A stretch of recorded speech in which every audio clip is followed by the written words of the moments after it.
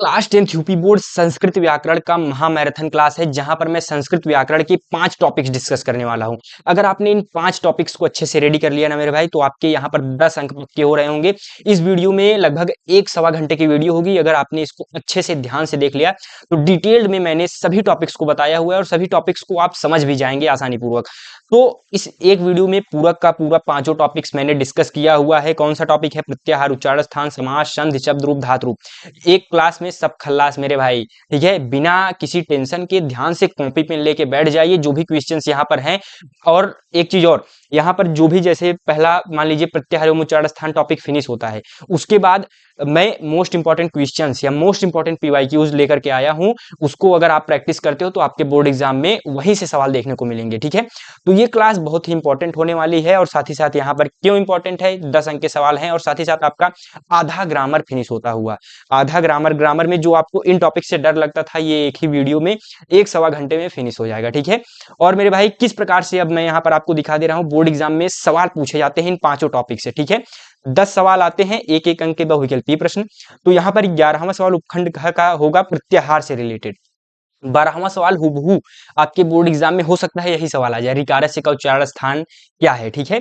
तो मेरे भाई 12वां सवाल आपका उच्चारण स्थान से आएगा। अभी ये सवाल आप नहीं कर पाएंगे, लेकिन वीडियो के एंड के बाद या वीडियो जैसे ही फिनिश होगा, फिर आप इन सवालों को अगर प्रैक्टिस करेंगे तो आसानी से ये सवाल आपसे बन रहे होंगे, ठीक है। तो उसके बाद 12वां और 13वां सवाल आपका यहाँ पर संधि से रिलेटेड है। 14वां सवाल संधि विच्छेद से रिलेटेड आएगा, ठीक। 15वां सवाल आपका जो है, जो कि मैं संधि भी पढ़ाऊंगा, ठीक है, और वहां पर प्रत्याहार उच्चारण स्थान भी बताऊंगा।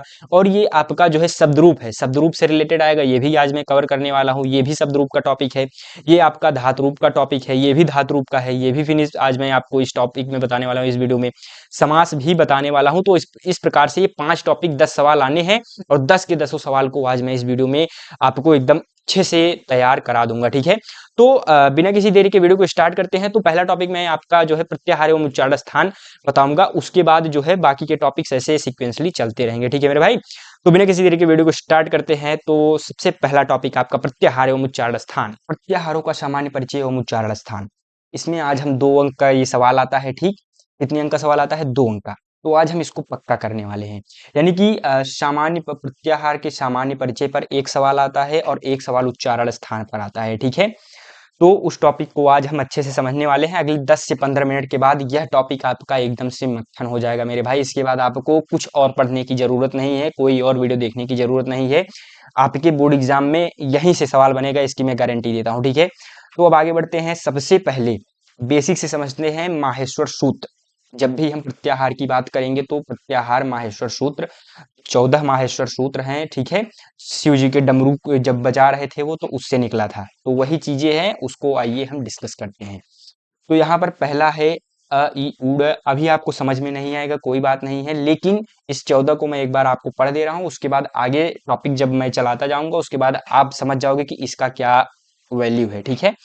तो पहला क्या है? अ ई उड़ रील री का ए ओ अंग ऐ औ च हय वर ट लड़ इयम अंगड़ नम झ भैय घ ढ ध स जब गड़ दस ख फ छ ठ थ चट तव कपय श ख शर हल, ठीक।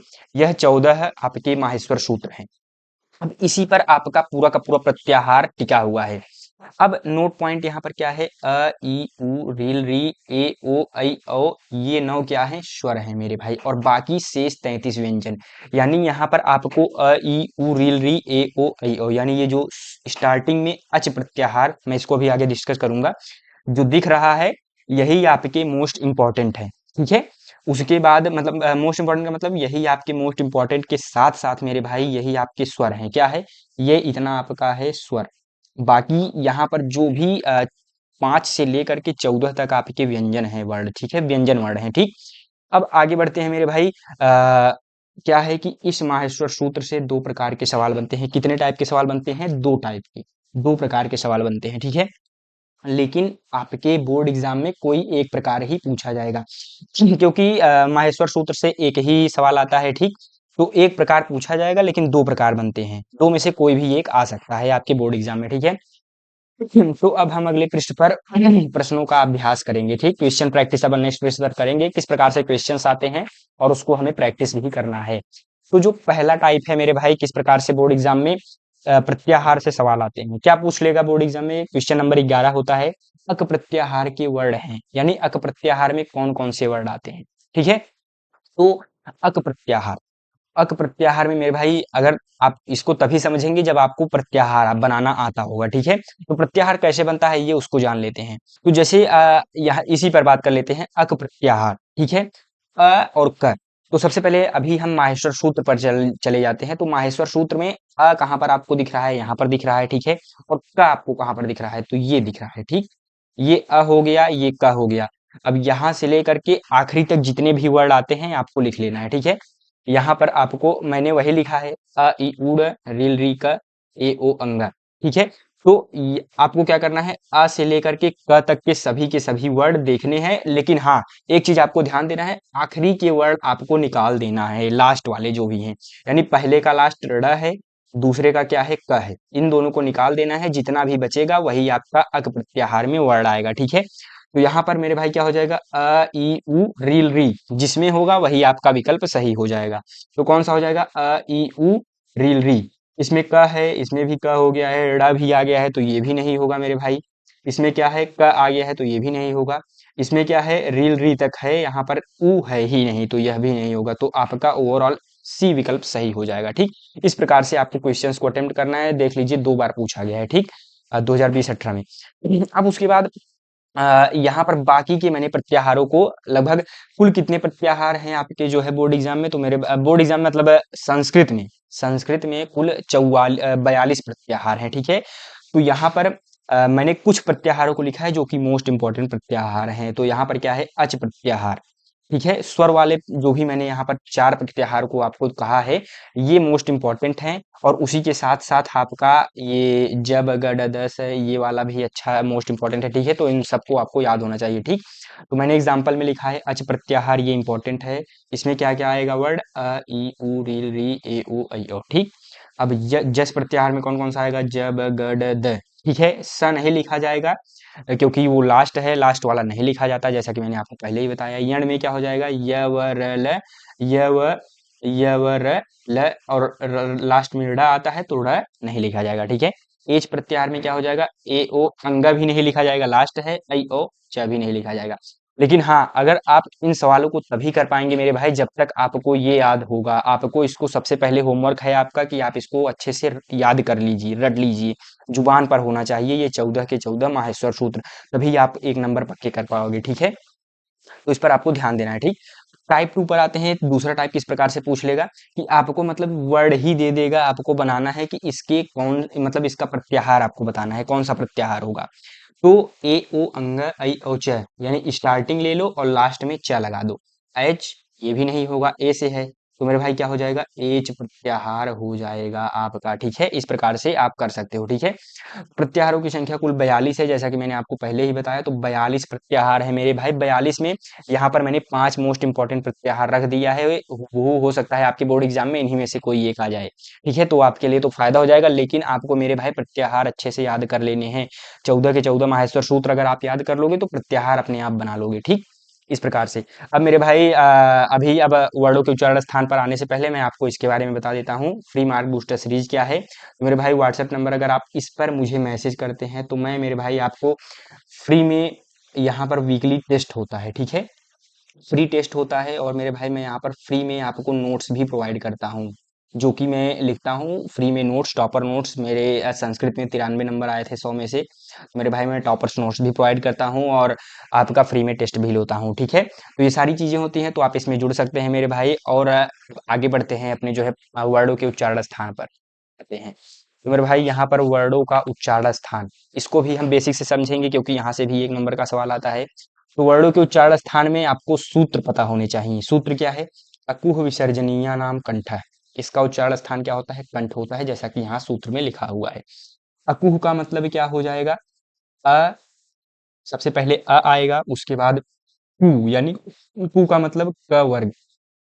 क वर्ग का मतलब आप समझ रहे हो कहने का, क वर्ग यानी क से लेकर के अंगह तक, अंग तक। ठीक है, च वर्ग का मतलब होता है च से लेकर के च छ ज झ इञ तक। ठीक है, ट वर्ग का मतलब होता है त से लेकर के ट ठ ड ढ अड़ तक, ठीक है। त वर्ग का होता है त थ द ध न तक, त से न तक, ठीक है। तो ये वर्ग का मतलब होता है। तो क वर्ग यानी क ख ग घ अंग, ठीक। और उसके बाद लास्ट में ह है तो ह। ये जितने भी वर्ण हैं मेरे भाई, इनका उच्चारण स्थान कंठ से होता है। जब भी देखो आप क बोलोगे तो कंठ पर ज्यादा जोर जाता है, ठीक है, गले पर, ठीक है। ख बोलोगे तो गले कंठ पर ज्यादा जोर, गले पर ज्यादा जोर जाता है, ठीक। तो यह आपका, आई होप कि इसको समझ गए होगे। नहीं समझोगे तो इन इन उदाहरणों से आप समझ जाओगे, ठीक। तो यहाँ पर क्या है, सूत्र, इचू यशानाम तालु, ठीक। दूसरा वाला है इचू यशानाम यानी ई, ठीक, ई। और उसके बाद चू यानी च वर्ग, च छ ज झ इय। और उसके बाद य और श, ये सभी कहाँ से बोले जाते हैं मेरे भाई, तालु से बोले जाते हैं, ठीक है। उसके बाद नेक्स्ट क्या है, ऋतु रसाणाम मूर्धा, यानी री और ट वर्ग, उसके बाद र और खटकोड़ वाला स, ये सभी मूर्धा से बोले जाते हैं। यानी री ट ठ ड ढ अड़, ट वर्ग आता है, फिर र और खटकोड़ वाला स, ये सभी मूर्धा से बोले जाते हैं। इसको कौन सा स बोलते हैं, मूर्धन्य स, इसको तालव्य स बोलते हैं, ठीक। और मेरे भाई एक स और होता है जिसको हम क्या कहते हैं, दंत स, उस वो अगला अपना अगला टॉपिक है, ठीक है। तो इसमें क्या होता है, ऋतु लसानाम दंत, उच्चारण स्थान क्या है, दंत होता है, ठीक। तो वर्ड क्या है, री आएगा आपका, फिर त वर्ग आएगा, त थ द ध न, फिर उसके बाद ल और स, ठीक है। ल और स ये सभी किससे बोले जाते हैं, दंत से बोले जाते हैं, ठीक। तो यह आपका टॉपिक यहाँ पर चार, यहाँ पर हमने सूत्र जो है पढ़ लिए। तो मैं एक एक करके फिर से दिखा दे रहा हूँ। अकु विसर्जनीय नाम कंठ, इचु यशानाम तालु, ऋतु रसानाम मूर्धाल, ऋतु लसानाम दंत। अब एक होता है उपु पद्मानीय नाम ओष्ठव, यानी उसमें क्या आता है, प वर्ग आते हैं, उ आता है, और उसके बाद यहाँ पे प वर्ग प फ ब भ म आता है। तो यहाँ पे क्या हो जाएगा, उ प फ ब भ म। यहाँ पर क्या है, प फिर से आ रहा है और ध्या आ रहा है, तो ये सभी नहीं लिए जाएंगे, केवल इतना ही वर्ड इसमें आएगा, ठीक है। उ प फ ब भ म, यानी उ आएगा और प वर्ग आएगा। ये किससे बोला जाता है, ओष्ठ से। आप एक बार बोल करके देखो, प, ओष्ठ, ओठ का ज्यादा इसमें प्रयोग हो रहा है ना, प फ ब भ म, ठीक। तो ये क्या हो जाएगा, ओष्ठ से बोला जाता है, उ भी ओष्ठ से बोला जाता है, ठीक। तो ये क्या हो गया, ये यहाँ पर आप सूत्र समझ गए होंगे। अब छठे पर आते हैं, नाम नासिका च, ठीक। ये छठा सूत्र है अपना, ये नासिका से बोला जाता है। देखो, नाक से बोलोगे, इया बोलो, नाक, नाक का ज्यादा इसमें इस्तेमाल हो रहा है, इया, म, अंग, ड, न, ठीक। तो ये जितने भी वर्ड हैं मेरे भाई, इया, म, अंग, ड, न, ये नासिका से बोले जाते हैं, ठीक है। तो अब 6 यहाँ पर सूत्र हो गए। बाकी ओवरऑल आपके जो है सिलेबस में 9 सूत्र हैं, तो 9 के 9 सूत्र को डिस्कस कर लेते हैं, ठीक। तो अभी 7वें सूत्र पर आते हैं, ए दैत, लेकिन ये सभी ज्यादा यूज नहीं होते, फिर भी आपको पता होना चाहिए। ए दैतो कंठ तालु, ओ दौतो कंठोष्ठम, वकारस्य दंतोष्ठम, ठीक। तो यहाँ पर ए दैतो कंठ तालु, यानी ए और ए दो चीजों से मिलकर, मतलब दो चीजों से हम बोलते हैं, यानी दोनों को जब मिलाएंगे तब जाके ए बोल पाएंगे और ए बोल पाएंगे। कंठ और तालु का जब हम संयोजन करते हैं तब जाकर के ए हम बोल पाते हैं और ए बोल पाते हैं, ठीक। अब उसके बाद ओ दौतो कंठोष्ठम, यानी जब हम कंठ और ओष्ठ का उपयोग करते हैं तो हम ओ और औ बोल पाते हैं, ठीक है। आप बोल करके प्रैक्टिस करेंगे तो आपको समझ में आएगा कि हाँ, कंठ और ओष्ठ दोनों का उपयोग हो रहा है, ठीक। अब वकारा से दंत औष्ठम, हुआ में क्या हो रहा है, दंत और ओठ दोनों का उपयोग हो रहा है, ठीक। वकारा से दंत औष्ठम। तो ओवरऑल ये आपके 9 सूत्र हो गए हैं मेरे भाई। ये 9 के 9 सूत्र आप एक बार फिर से वीडियो रिवाइंड पीछे ले जा करके पूरा का पूरा सूत्र अच्छे से रिवाइज कर लीजिए। और साथ ही साथ आप स्क्रीनशॉट लेना चाहते हैं तो मैं यहाँ पर स्क्रीनशॉट भी आपको दिला दे रहा हूँ, ठीक। तो स्टार्टिंग के यहाँ पर 1 से लेकर के 3 तक, फिर उसके बाद 4 से लेकर के 6 तक, ठीक। और यहाँ पर 7 से लेकर के 9 तक, ठीक। 3-3 करके आप स्क्रीनशॉट ले लीजिए। अब उसके बाद 10वां एक नोट पॉइंट यहाँ पर क्या देखना है आपको, नासिका के अंतर्गत आने वाले वर्डों का उच्चारण स्थान क्रमशः।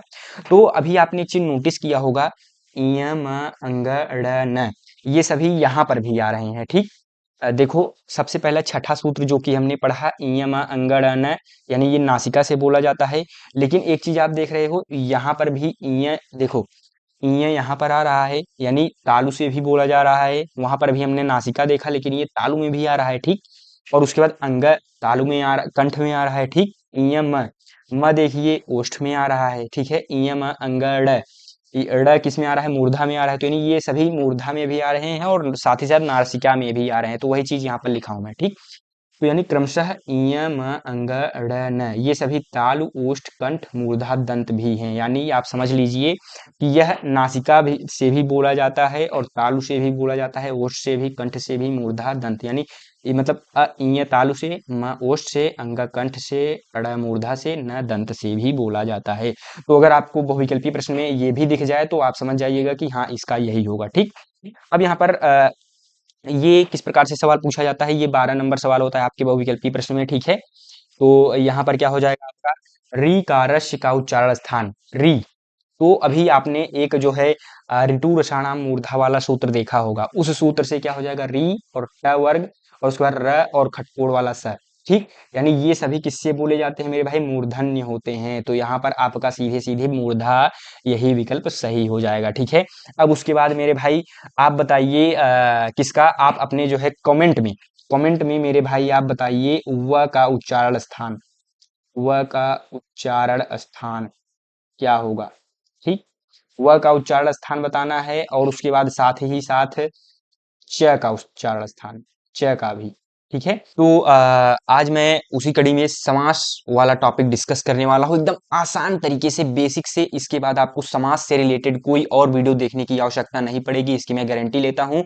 यहाँ पर आपका मेरे भाई किस प्रकार से समास में सवाल पूछा गया है, सबसे पहले मैंने उसको दिखाया है। ठीक, एकदम बेसिक से समझेंगे, कोई भी प्रॉब्लम नहीं है, इत्मीनान से बैठो और जो भी सवाल बताऊं उसको अच्छे से करते जाओ। ठीक, तो किस प्रकार से सवाल पूछा जाएगा, बहुविकल्पीय प्रश्न में आता है 19वां और 20वां, ये आखिरी 2 सवाल होते हैं आपके बोर्ड एग्जाम में। ठीक, 19वें में इस प्रकार से पूछेगा कि इसमें कौन सा समास है, तो आपको बताना रहेगा, अभी तो आपको नहीं आता है। 20वें पर आते हैं त्रिफला का समास विग्रह, इस प्रकार से 20वां सवाल पूछा जाएगा, तो किस प्रकार से समास विग्रह होगा। ये दोनों सवाल वीडियो के अंत तक आते आते आप जो है इन दोनों समास को खुद से करने लायक बन जाएंगे मेरे भाई, खुद से। ठीक है, समझा कर मानूंगा, एकदम भूलोगे नहीं मेरे भाई, इस तरीके से समझाऊंगा। ठीक है, तो आगे बढ़ते हैं। तो सबसे पहले अभी आपने सवाल देखा, अब पाठ्यक्रम पर आते हैं कि सिलेबस क्या है आपका। ठीक, आपके बोर्ड एग्जाम में सिलेबस क्या है, तो मेरे भाई केवल और केवल यही 3 समास पढ़ने हैं। कौन कौन सा, पहला अव्ययी भाव समास, दूसरा द्विगु समास, तीसरा बहुब्रीहि समास। कौन कौन सा समास, अव्ययी भाव, द्विगु और बहुब्रीहि।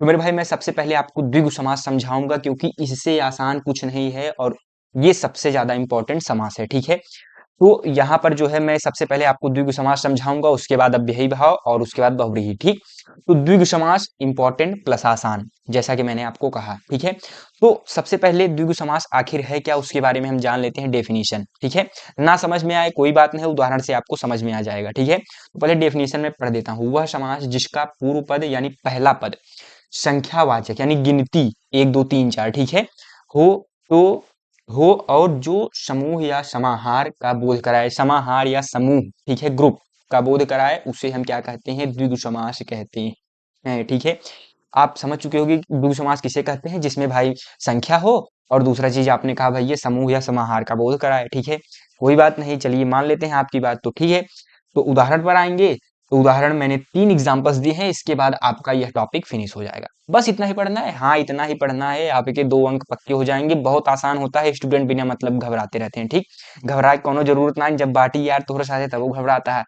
पहले सवाल क्या हो जाएगा, सप्ताध्यायी। इस प्रकार से द्विगु समास का एक एग्जाम्पल आपको मिलेगा। क्या, एक सेकेंड इसे सही से कर लें। द्विगु समास का एग्जाम्पल मिलेगा आपको, इस प्रकार से लिखा होगा, सप्ताध्यायी में कौन सा समास है या इसका विग्रह कीजिए। तो विग्रह में क्या हो जाएगा, सप्ता नाम अध्याय नाम समाहार है।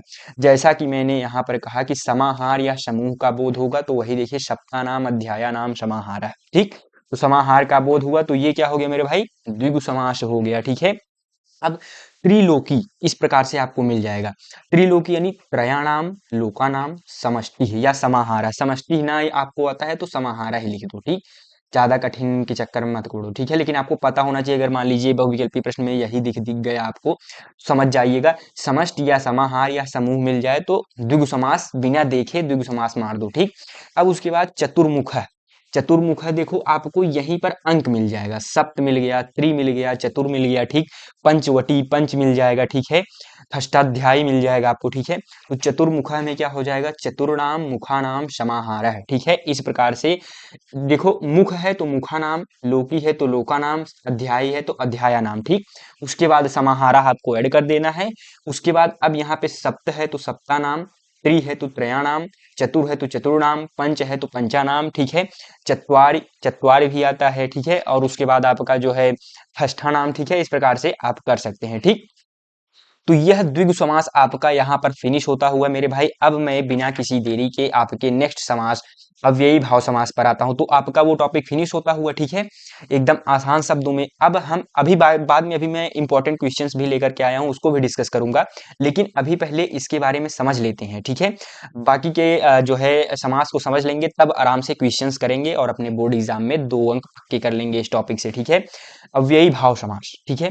पहले मैंने डेफिनेशन लिखा है, इसको समझ लेते हैं। वह समास जिसमें पहला पद प्रधान होता है, ठीक है, और वह एक अव्यय यानी अपरिवर्तनीय शब्द। अव्यय का मतलब क्या होता है? अपरिवर्तनीय। अपरिवर्तनीय का मतलब क्या होता है? जो न परिवर्तित हो, यानी जो न बदले, ठीक। या उपसर्ग होता है, उपसर्ग, ठीक है, जिससे पूरा सामासिक पद भी अव्यय बन जाता है, अतः यह अव्ययी भाव समास कहलाता है। भाई ये मुझे डेफिनेशन नहीं समझ में आया, कोई बात नहीं, आइए एग्जाम्पल से समझ लेते हैं, ठीक है। पहला क्या है? उपगंगम। उपगंगम में क्या हो जाएगा? जो ये उप है, ये आपको एक उपसर्ग दिख रहा है, ठीक। इसमें कौन सा उपसर्ग दिख रहा है? यथा उपसर्ग, ठीक है। अब उपगंगम क्या है? यहाँ पर जो बाद का पद है वो क्या हो जाएगा मेरे भाई? वो प्रधान पद हो जाएगा। यहाँ पर क्या कहा है कि वह समास जिसमें पहला पद प्रधान होता है और एक अव्यय अपरिवर्तनीय शब्द, यानी जो ये गंगम है, देखियो यहाँ पर अपरिवर्तनीय, यानी वही चीज सबसे पहले आ जाएगा, ठीक। गंगम है तो गंगाया हो जाएगा, शक्ति है तो शक्तिम हो जाएगा, ठीक है। उपगंगम यानी गंगाया समीपम, यानी गंगा के समीप, ठीक। अब यथाशक्ति है, उपकृष्णम तो कृष्णाया समीपम, इस तरीके से हो जाएगा, ठीक। अब यथाशक्ति, ये वेरी वेरी इंपॉर्टेंट है मेरे भाई, इस साल आपके पेपर में छपा हुआ है। इसको बिना इस जो है समास को या समास विग्रह को या इस पद को छोड़ करके नहीं जाना है। यथाशक्ति में क्या हो जाएगा? शक्तिम अनतिक्रम्य, ठीक है। क्या हो जाएगा? यथाशक्ति शक्तिम अनतिक्रम्य, यानी शक्ति का अनुसरण, ठीक है। तो इस प्रकार से आपका हो जाएगा। अभी भी नहीं समझ में आया? चलिए एक दो एग्जांपल और देख लेते हैं, उसके बाद आपको समझ में आ जाएगा, ठीक है। तो अव्ययी भाव को थोड़ा सा, अव्ययी भाव को किस तरीके से पहचानेंगे, तो पहले पहचान पर देख लेते हैं। एग्जाम्पल से नहीं समझ में आया, डेफिनेशन भी नहीं समझ में आया, कोई बात नहीं। पहचानने के नियम अगर मैं ये आपको बता देता हूँ, उसके बाद ये टॉपिक आपका एकदम मक्खन हो जाएगा, ठीक है। तो क्या है पहचानने का नियम? पहला पद छोटा और प्रधान होता है। क्या होता है? पहला पद क्या होता है? छोटा होगा, बहुत ही सूक्ष्म, ठीक है। और दूसरा, और उसके बाद क्या होता है? वो प्रधान भी होता है साथ ही साथ। और क्या होता है? शुरुआत में उपसर्ग आ प्रति यथा अनुहर, जैसा कि मैंने आपको उपसर्ग के बारे में स्टार्टिंग में बताया, तो वही चीज है कि शुरुआत में मेरे भाई उपसर्ग लगे होते हैं, ठीक। यथा है, अनु है, अ है, आ है, प्रति है, बा है, ठीक। अब शब्दों की पुनरावृत्ति भी अव्ययी भाव समास होती है, यानी शब्दों की पुनरावृत्ति, यानी जो बार बार आए, जैसे प्रतिदिनम, दिनम दिनम प्रति, प्रत्येकम, एकम एकम प्रति, ठीक है। इस प्रकार से निर्दोष में क्या हो जाएगा? दोषाणाम अभाव, यानी दोष की जिसमें कमी हो वो क्या कहलाता है? निर्दोष कहलाता है, ठीक है। आकंठम क्या हो जाएगा? कंठस्य पर्यंतम, ठीक। इस प्रकार से आपको याद, आई होप कि ये अव्ययी भाव समझ में आ चुका होगा, ठीक है। अब प्रतिदिनम में क्या हो गया? दिनम दिनम प्रति, निर्दोष में दोषाणाम अभाव, ठीक। इस प्रकार से जो है अर्थ आपको समझ में आ गया होगा, जिसमें अव्ययी भाव समास कैसे पहचानना है। तो जिसमें जो है उपसर्ग आपको लगा होगा पहले, ठीक है, और बार बार पुनरावृत्ति वाले शब्द आएंगे। कौन से? पुनरावृत्ति, ठीक है। और पहला पद छोटा और प्रधान होता है, ठीक है। ये अव्ययी भाव को पहचानने के नियम हो गए, इससे आपको पता चल जाएगा अव्ययी भाव है। उसके बाद आप आराम से उसका विग्रह कर सकते हैं, ठीक है। अब उसके बाद लास्ट पर आते हैं बहुव्रीहि समास। ये सभी अभी अगर आपको थोड़ा कम समझ में आ रहा है तो लास्ट में जो भी मैं क्वेश्चन कराऊंगा उसके बाद आपका ये टॉपिक पूरा का पूरा फिनिश हो जाएगा, ठीक। बहुव्रीहि समास पर आते हैं। तो मेरे भाई जिस डेफिनेशन पहले हम पढ़ेंगे, जैसा कि हर बार करते आए हैं, उसके बाद पहचान पढ़ेंगे, फिर उदाहरण देखेंगे, ठीक। तो बहुव्रीहि समास, जिस समास में कोई भी पद प्रधान नहीं होता, यानी कोई पद प्रधान नहीं होगा। इसी का उल्टा क्या हो गया? आपका अव्ययी भाव हो गया, जिसमें पहला पद ही प्रधान होता है, इसमें कोई पद प्रधान नहीं होता, ठीक। बल्कि दोनों पद मिलकर किसी अन्य तीसरे अर्थ की ओर, तीसरे यानी थर्ड पार्टी की ओर, यानी दो लोग मिलेंगे, तीसरे व्यक्ति की जो है व्याख्या कर रहे होंगे, ठीक है, की ओर संकेत करते हैं, उसे बहुव्रीहि समास कहते हैं। चलिए डेफिनेशन से उतना नहीं समझ में आया, आप पहचान अगर देख लेते हो, उसके बाद एग्जाम्पल आपको खुद ब खुद आप एग्जाम्पल करोगे, ठीक है। तो पहचान में क्या है? दोनों पद प्रधान नहीं होते, जैसा कि मैंने स्टार्टिंग में बताया। फिर किसी तीसरे पद की प्रधानता होती है, तीसरे पद यानी तीसरा पद इसमें प्रधान होता है मेरे भाई। अब इसका विग्रह करने पर लास्ट में क्या हमें लगा देना होता है, यशः, यस्याः सा, यस्मैसः, यस्मात्सः, येन सः, यं सः, या सा। ये सब देखो मेरे भाई उतना ज्यादा यूज नहीं होते, सबसे ज्यादा जो यूज होता है वो यह यूज होता है, ठीक, यशः, ठीक। और कभी कभी यस्मय सह भी यूज हो जाता है, तो इनको आपको याद होना चाहिए, यश सह विग्रह करते समय लास्ट में लगता है, ठीक।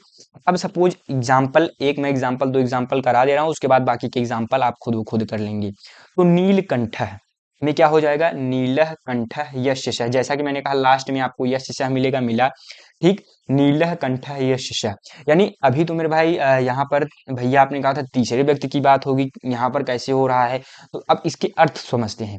नीला है कंठ जिसका, कंठ यानी जो गले के पास होता है, ठीक है, तो उसको क्या कहते हैं, नीला है कंठ जिसका। किसका नीला कंठ होता है, तो मेरे भाई शिव भगवान का होता है, यानी तीसरे व्यक्ति की बात हो रही है। वाक्य में कहीं पर भी शिव की चर्चा नहीं की गई है, लेकिन फिर भी किस ओर इंगित हो रहा है, संकेत कर रहा है शिव की ओर, तो ये कौन सा समास हो जाएगा मेरे भाई, बहुब्रीहि समास हो जाएगा, ठीक है। अभी भी नहीं समझ में आया, चलिए आगे देखते हैं, इसको देखते हैं, इससे आपको समझ में आया। दशान्न, दशः आननान यशः, किसके 10 सिर हैं मेरे भाई, किसके हैं 10 सिर, तो रावण के 10 सिर हैं। चतुरानन, तो यहाँ पर क्या हो जाएगा, चत्वारि आननान यशः, मैं लिख देता हूँ ब्लू पेन से, चत्वारि आननानि यशः, ठीक। किसके 4 आनन यानी मुख होते हैं, किसके 4 मुख होते हैं, तो मेरे भाई आपके गणेश जी के मुख होते हैं, तो गणेश, ठीक है। कहीं पर भी गणेश भगवान की बात नहीं की गई है, फिर भी यहाँ पर जो है, एक सेकेंड, गणेश जी आए हैं, तो ये कौन सा समास हो गया, बहुब्रीहि समास, ठीक। बाकी के एग्जाम्पल आप खुद से कर लीजिएगा मेरे भाई, क्योंकि ये जो भी एग्जाम्पल्स मैंने रखे हैं most most most important examples हैं, ठीक है। तो इस प्रकार से आपका बहुब्रीहि समास समाप्त होता हुआ, जैसा कि मैंने स्टार्टिंग में आपसे जो है वादा किया था कि मैं आपको मोस्ट इंपॉर्टेंट क्वेश्चंस भी दिखाऊंगा, तो आइए कुछ अत्यंत महत्वपूर्ण समास एवं उसके विग्रह पर बात कर लेते हैं। देखिए कितने इंपॉर्टेंट सवाल पूछे गए हैं, जैसा कि मैं हर वीडियो में इंपॉर्टेंट आपको बताता ही हूँ, तो यहाँ पर भी बता रहा हूँ। तो पीताम्बर, पीतम अंबरम यशः, यशः आ गया मेरे भाई, बिना देखे बहुब्रीहि मार दो। किसका जो है पीला है अंबर जिसका, पीला है वस्त्र जिसका, श्री कृष्ण जी का पीला वस्त्र होता है, ठीक। चंद्रशेखर, चंद्र शेखरे यशः, शिव यानी जिसके शिखर पर चंद्र लगा होता है, तो मेरे भाई मुकुट, यानी जिसके शिखर पर या जो है मुकुट पर क्या होता है, चंद्र लगा होता है, तो मेरे भाई शिव भगवान के ऊपर लगा होता है, तो ये बहुब्रीहि समास हो गया, किसी तीसरे की प्रधानता है, ठीक है। कितनी बार पूछा गया है, 5 बार, 2-3 बार पूछा गया है। लंबा है उदर जिसका, लंबम उदरम यशः, लंबोदर गणेश जी का होता है, तो बहुब्रीहि समास हो गया, ठीक। अब उसके बाद यथाशक्ति, जैसा कि मैंने कहा था कितना इंपॉर्टेंट सवाल है, इससे इंपॉर्टेंट कुछ है ही नहीं, तो इसको आपको बिल्कुल भी छोड़ करके नहीं जाना है, ठीक है। यथाशक्ति, शक्तिम अनतिक्रम्य, ठीक है, शक्ति का अनुसरण, अव्ययी भाव समास, ठीक है मेरे भाई। तो उसके बाद देखिए यहाँ पर क्या है, पहला पद प्रधान है और पहला पद ही उपसर्ग है, यथा उपसर्ग लगा हुआ है, तो अव्ययी भाव हो गया। अब देखो इस ये सबसे आसान होता है, जैसे तभी मैंने इसको स्टार्टिंग में कराया, पंचवटी, पंच का मतलब 5 होता है, पंचानाम वटानाम समाहारः, कौन सा समास हो जाएगा मेरे भाई, द्विगु समास हो जाएगा, ठीक है। और मेरे भाई अगर आप इसका पीडीएफ चाहते हो फ्री में, तो यहाँ मेरे आप पीडीएफ इसका फ्री में चाहते हो, तो व्हाट्सएप नंबर मैं यहाँ पर लिख दे रहा हूँ, एक सेकेंड, यहाँ पर मैं व्हाट्सएप नंबर आपको लिख दे रहा हूँ, इस पर आप मैसेज कर सकते हैं मुझे, मैं आपको फ्री में पीडीएफ और वीकली टेस्ट भी होता है, तो उसको आप आराम से अटेम्प्ट कर सकते हैं फ्री में। 9598509664 इस पर मैसेज करके आप फ्री में टेस्ट दे सकते हैं, फ्री में रिसोर्सेज पीडीएफ वगैरह मैं सारी चीज़ें हैंड रिटन प्रोवाइड करता हूँ आपको, तो इसको आप आराम से ज्वाइन कर लीजिए, और मैं साथ ही साथ आपको गाइड भी करता हूँ, तो इस कारण से इस पर आप मैसेज कर सकते हैं, मैं आपको already free mark booster series में ज्वाइन करा दूंगा, ठीक है। अब यहाँ पर बाकी के एग्जाम्पल्स मैं यहाँ पर दे रहा हूँ, आप खुद से पढ़ लीजिएगा और एग्जाम्पल अच्छे से रेडी कर लीजिएगा। तो किस प्रकार से पहले प्रश्न पूछा जाता है आपको वही दिखा देते हैं, बोर्ड एग्जाम में आखिर क्वेश्चन कैसे आता है संधि से रिलेटेड। तो बहुत आसान आसान से सवाल आते हैं कि पूछ लेगा कि हरि मोहनदे में कौन सा संधि है, ठीक। अभी आपको टॉपिक, अभी आपको ये वाला सवाल नहीं आ रहा होगा, जाहिर सी बात है आपने जो है इस सवाल को पढ़ा नहीं होगा, ठीक, या इस टॉपिक को अभी तक आपने पढ़ा नहीं है। उसके बाद इस प्रकार से भी आता है मुनिष्टपति का संधि विच्छेद, यानी एक में पूछेगा संधि क्या है, 13 नंबर क्वेश्चन होगा आपका बहुविकल्पीय प्रश्न का, और दूसरा क्या होगा 14 नंबर क्वेश्चन आएगा आपके बोर्ड एग्जाम में, मुनिष्ठ पति का संधि विच्छेद क्या होगा, इस प्रकार से मतलब क्वेश्चंस पूछे जाएंगे। यहाँ पर कुछ और लिखा होगा, यहाँ पर कुछ और, बाकी सभी सवाल सेम होंगे। तो अब इसके बाद आपने देख लिया बोर्ड एग्जाम में सवाल किस प्रकार से पूछे जाते हैं। अब आइए जानते हैं कि इसका पाठ्यक्रम क्या है। पाठ्यक्रम यानी सिलेबस। सिलेबस में हमें कौन कौन सा संधि पढ़ना है। तो संधि क्या है, संधि का अर्थ है जोड़ना। अब इस पाठ्यक्रम में दो प्रकार के संधि हैं हमारे पास, हल संधि, विसर्ग संधि। हल संधि को ही व्यंजन संधि कहते हैं, ठीक है। अब हल संधि में कौन कौन सा संधि है, मोय अनुस्वारः, अनुस्वारस्य परस्वरः, ठीक है। ये दो संधियां हैं अपने सिलेबस में। और उसके बाद विसर्ग संधि से 4 संधियां पढ़नी है हमको। विसर्जनीय शिशः, ससजुषो रूह, अतोरूर प्लुताद प्लुते और हसिच। ये 4 संधियां हमें विसर्ग संधि में और 2 संधियां हमें हल यानी व्यंजन संधि में। तो ओवरऑल हमें 6 संधियां पढ़नी है मेरे मित्रों। 6 संधि अगर आप तैयार कर लेते हो तो आपके ये जो दोनों सवाल हैं आप ये आराम से सॉल्व कर पाओगे, ठीक है। और अपने बोर्ड एग्जाम में 2 अंक यहाँ से पक्के कर पाओगे। तो यहाँ पर देखते हैं पहला जो है हमारा, हम अब अपने जो है मेन टॉपिक पर आते हैं, समझने के टॉपिक पर, जिसका नाम है व्यंजन संधि, हल संधि, ठीक। हल संधि को ही व्यंजन संधि कहते हैं। अब इसमें क्या है, इस संधि के कुल 6 भेद हैं, लेकिन हमें कितना पढ़ना है, किंतु हमें अनुस्वार संधि और परस्वर संधि ही पढ़ना है। यानी कि हमें केवल केवल 2 संधियां पढ़नी है, पहला अनुस्वार संधि, दूसरा परस्वर संधि। तो पहले हम व्यंजन संधि में इन दोनों को डिस्कस करेंगे, फिर जाकर के हम इन चारों निबंधों को सॉरी संधि को डिस्कस करेंगे, ठीक है। तो आइए आगे बढ़ते हैं। तो यहाँ पर जो है सबसे पहले हम आते हैं अपने अनुस्वार संधि पर, ठीक। टॉपिक है हमारा अनुस्वार संधि। इसका जो सूत्र क्या होता है मेरे मित्रों, तो सूत्र होता है मोयनुस्वारः, ठीक है। अब सूत्र से आप समझ गए मोयनुस्वारः है। अब इसका जो है मोयनुस्वारः का अर्थ क्या है या मोयनुस्वारः के बारे में क्या चीजें होती हैं। जब पदांत में यानी पद के अंत में, ठीक है, म के बाद कोई भी व्यंजन वर्ण आता है तो म के स्थान पर अनुस्वार हो जाता है। यानी ये जो एक पद है, पद के अंत में देखो हलंत म आया है, ठीक है। उसके बाद कोई भी क्या बोला है, कोई भी व्यंजन वर्ण, व्यंजन यानी क ख ग से लेकर के ज्ञ तक, ठीक। तो ये सभी क्या हो गए, व्यंजन है। देखो वह व्यंजन है, ठीक, ग व्यंजन है। तो यानी म के बाद अगर व्यंजन वर्ण आता है तो उसका अनुस्वार हो जाता है। अनुस्वार का मतलब आप समझ रहे हैं, जैसे क के ऊपर एक बिंदी लगा दो, ज के ऊपर एक बिंदी लगा दो, तो इसको हम अनुस्वार कहते हैं। तो वही चीज यहाँ पर उदाहरण में आप देख सकते हो, हरिम प्लस वंदे, हरिम वंदे, बस इतना ही करना है। इतना ही करना है, आपका मोयनुस्वारः संधि एकदम से क्लियर कंफर्म। इसके बाद आपको इसमें कुछ नहीं सोचना है। यानी जहां पर भी आपको म दिख जाए पदांत में और उसके बाद व्यंजन, कुछ भी व्यंजन वर्ण आ जाए, ठीक, तो ये क्या हो जाएगा, अनुस्वार हो जाएगा। इसी को मोयनुस्वारः कहते हैं। और यह कौन सी संधि कहलाती है, मोयन अनुस्वार संधि कहलाती है, ठीक है। ओवरऑल हमने पहला टॉपिक समझ लिया। और यहाँ पर वही क्वेश्चन यहाँ पर दिया गया है कि हरिम वंदे में कौन सा संधि है। तो मुझे नहीं लगता कि अब आपको एक भी सेकंड लगेगा इसको टिक करने में। तुरंत आप देखोगे अनुस्वार संधि, कहीं कहीं पर मोयनुस्वारः भी लिखा होता है, तो उसको भी आपको पता होना चाहिए, ठीक है।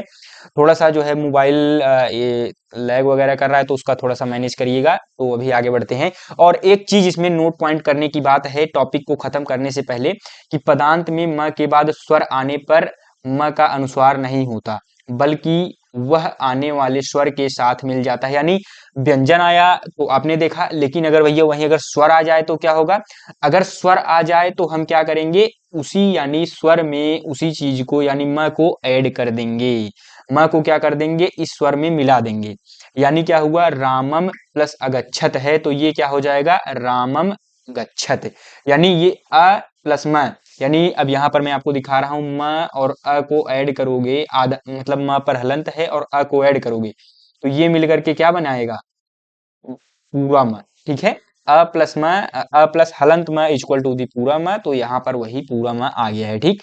अब यहाँ पर क्या हो जाएगा, जलम प्लस आने यानी म प्लस बड़ा आ, तो क्या हो जाएगा, माँ हो जाएगा। तो वही लिखा है जलमानय, ठीक। तो ओवरऑल यहाँ पर आपका क्या हो गया, अगर स्वर आएगा तो हमें क्या करना है, हूबहू उसको ऐड ऑन कर देना है, जोड़ देना है। अगर व्यंजन आता है तो हम क्या कर देंगे, अनुस्वार लगा देंगे। तो ये जो एक नोट पॉइंट है, इसको आपको ध्यान में देना है। कई बार बहुत सारे स्टूडेंट इसको भूल जाते हैं और गलत करके चले आते हैं। तो स्वर आने पर इस चीज का आपको खासा ध्यान देना है, आपको जोड़ देना है, सिंपल सा, ठीक।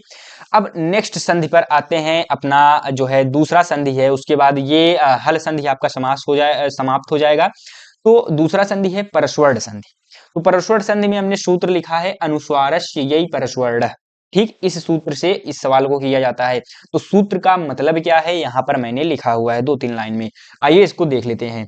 तो क्या है, यदि किसी पद के मध्य में स्थित अनुस्वार के बाद यय प्रत्याहार का वर्ण आए तो अनुस्वार के स्थान पर सदैव उस वर्ग का पंचम वर्ण हो जाता है, यानी पांचवा वर्ण। यानी वर्ग का मतलब आपने समझा होगा। अगर अभी आपने क्या कहते हैं प्रत्याहार एवं वर्ण का उच्चारण स्थान नहीं देखा है तो आई बटन पर आपको वीडियो दिखाई दे रहा होगा, उस वीडियो पर क्लिक करके उसको समझ लीजिए, तभी आपको इसके बारे में समझ में आएगा प्रत्याहार के बारे में ये क्या होता है। ठीक, तो यह प्रत्याहार क्या होते हैं यहाँ पर मैंने लिख दिया है। यह उस वीडियो को देखेंगे तभी आपको समझ में आएगा। ठीक है, यह प्रत्याहार के वर्ड य वर ल य मंगल नम झ भ गर्दश जब गर्दश ख फ छ ठ त चटतो कपय। ठीक, यानी कि क से लेकर के ल तक के वर्ड आते हैं ये प्रत्याहार में, यानी क से लेकर के ल तक। अभी आपको केवल इतना समझना है, क से लेकर ल तक के जितने भी वर्ड आते हैं वो ये प्रत्याहार कहलाते हैं। आए तो अनुस्वार के स्थान पर सदैव उस वर्ग का पंचम वर्ण हो जाता है। तो अभी आपने जो भी देखा उसको भूल जाइए। अब यहाँ पर केवल ध्यान दीजिए, एग्जाम्पल पर आपको खुद समझ में आ जाएगा कि मैं क्या चीजें बोल रहा हूँ। ठीक है, जैसे शान प्लस तह, यानी कि यहाँ पर क्या है, अनुस्वार है। अनुस्वार का क्या हो जाएगा, अगर ये त आपने देखा, त किस वर्ग में आता है, त का लास्ट अक्षर आप बताइए। तो त थ द ध न, यानी न लास्ट में आता है तो यहाँ पर न लग जाएगा। ठीक, अब मैं यहाँ पर समझाता हूँ। अंग प्लस कितः, कितः में क है। ठीक है, ये क है तो क में क्या हो जाएगा, क ख ग घ अंग, अंग आता है तो यहाँ पर अंग लग गया है। ठीक, ये अनुस्वार की जगह पर अंग आ गया है। ठीक है, बस यही इतना करना है। अब जैसे यहाँ पर क्या है, त है। ठीक, तो यहाँ पर अनुस्वार है, अब त के बाद क्या आता है, त थ द ध न, तो यहाँ पर आधा न लग जाएगा ये अनुस्वार की जगह पर। तो आइए उसी तरीके से इसको बताइए।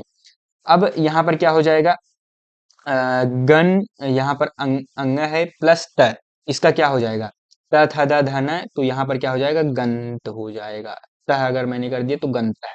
ठीक, अब यहाँ पे गुम प्लस फितह, फ है, ये क्या है, फ, तो प फ ब भ म, तो प फ ब भ म यानी म आएगा लास्ट में, तो म के लिए क्या हो जाएगा यहाँ पर गुम्फितः। इस तरीके से इसका ये नहीं होगा कि आधा ना लगा दोगे, क्योंकि ये म वाला है तो म यहाँ पर आएगा। ठीक है, अब क वाला है तो क्या आएगा, अंगा आएगा, तो क कुंठित, नहीं सॉरी सॉरी, यहाँ पर क्या है, अनुस्वार है और ये वाला देखना है आपको, ठ है, ट ठ ड ढ अड़, तो यहाँ पर अड़ा वाला आएगा, कुंठित है। ठीक है, अब जैसे यहाँ पर लिखा गया है संजू। ठीक, सन प्लस जू, वैसे तो इसका बनेगा नहीं, लेकिन फिर भी मैं आपको दिखा दे रहा हूँ। इय का क्या हो जाएगा, ये च छ ज झ इय, तो यहाँ पर ये हो जाएगा संजू। ठीक है, इस तरीके से। ठीक है, तो यहाँ पर ये क्या हो जाएगा, अंग का च छ ज झ के हिसाब से, च छ ज झ इय के हिसाब से यहाँ पर इय आ जाएगा। आई होप कि आप ये टॉपिक समझ चुके होंगे। तो यहाँ पर आपका परस्वर्ण संधि फिनिश होता हुआ।